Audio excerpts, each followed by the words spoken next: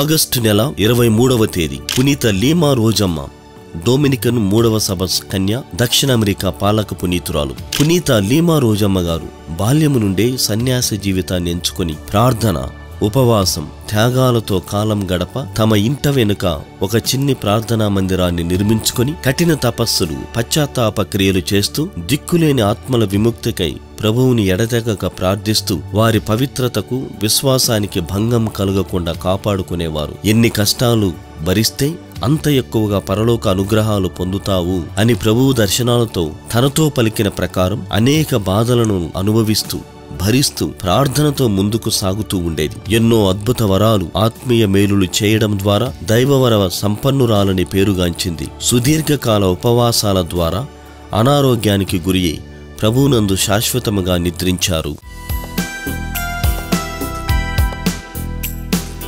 పునీత లీమా రోజమ్మ గారా